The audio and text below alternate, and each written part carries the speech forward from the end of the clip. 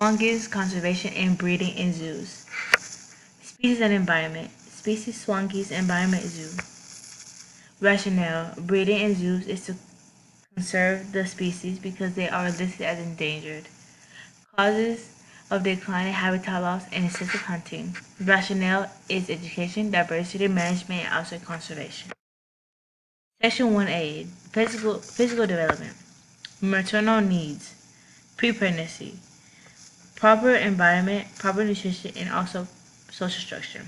During imbrication is quiet, shaded, and secure nesting area. Post-hatching. High protein nutrition to recover. Post-fledging. Family cohesion, vigilance, and guiding young to foraging areas. Post-hatching. Secure environment and providing a high-energy food source. Key development stages. Early development. Embryo develops and then the blood vessel system grows over the yolk sac. Mid-development. Vascular membrane grows to line the inner shell, being able to allow for oxygen absorption and carbon dioxide release. Late development. The embryo prepares to hatch. Hatching. Goslings use their egg tooth to be able to break the shell. Days 1 to 27. Daily cooling and humanification. Days 20 to 24th. Nostrils develop. Days 26 to 29th. Final development of the snout. Section 1B. Behavioral development. Maternal needs. Pre-pregnancy. Intense foraging, territorial setup, and also social bonding. During imbrication. Protective behaviors to ensure embryonic survival. Post-hatching, high-intensity protection, strict family unit, and also foraging guidance. Post-fledging, social integration and protecting goslings. Key development stages. Care and learning. Foraging techniques and escape strategies. Social and emotional growth. Detect predators and handle environmental stress. Juvenile development. Post-fledging offspring and highly vigilant. Maturity and pairing. Nesting beginning around 4 years old.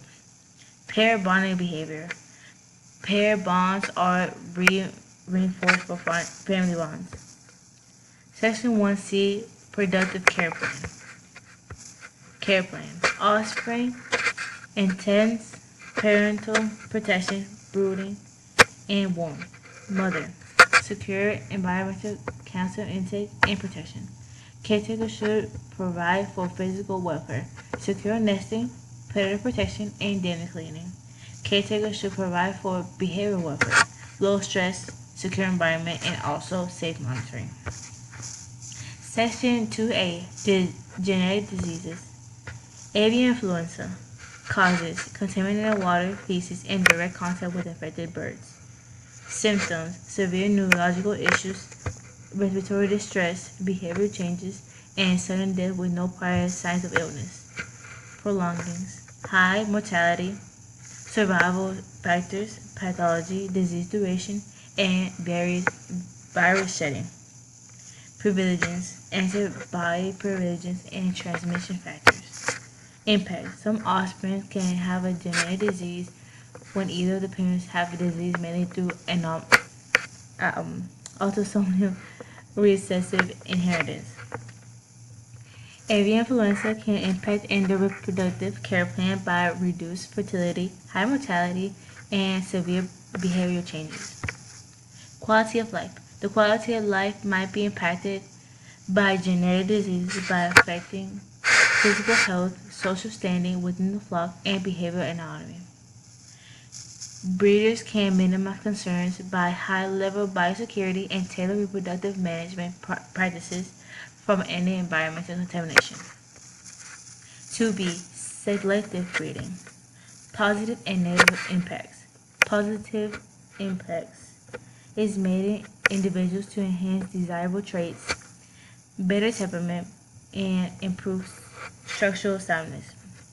Negative impacts. Increasing recessive genetic issues, issues with behaviors, health issues, and reducing overall genetic diversity.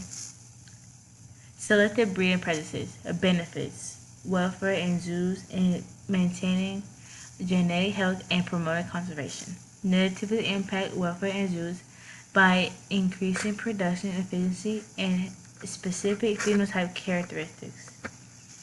Specific practices are focused on rapid growth, specific traits in their body size.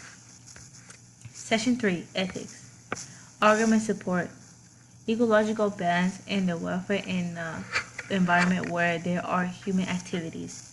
Interventions ranges are used to strongly reduce the, diseases and overpopulation. Arguments against ecological concerns, welfare and ethically caused by misguidement of nature and violations of the anatomy of the animal, tends to cause their sufferance and reduce their quality of life. Benefits, humans. Education, direct conservation, biodiversity protection, awareness, economic benefits, and agricultural improvements. Species, population recovery, more research, and to raise awareness. Other species, genetic reserve for another vulnerable species similar to swan geese. Environment, genetic diversity, education for the public, and conservation efforts. Ethical concerns, potentially be raised regarding breeding swan geese or ecological animal welfare concerns and long-term impact on the animal by territorial aggression, wild nature, and may become an invasive species. Practices changes / continue. Practices change is replace population management. Overpopulation leads to poor welfare and high stress environment by habitat modification, rehabilitation, and rescue. Breeding practices. Breeding programs may often produce surplus animals that cannot be released into the wild by egg manipulation, contraception, and same-sex pairings. Practices should continue. Genetic tracking provides necessary data for conservation. Cooperative management prevents inbreeding, depression, and potential reintroduction. Main takeaway: protecting natural habitat, conservation, and animal welfare. These are my references, and thank you.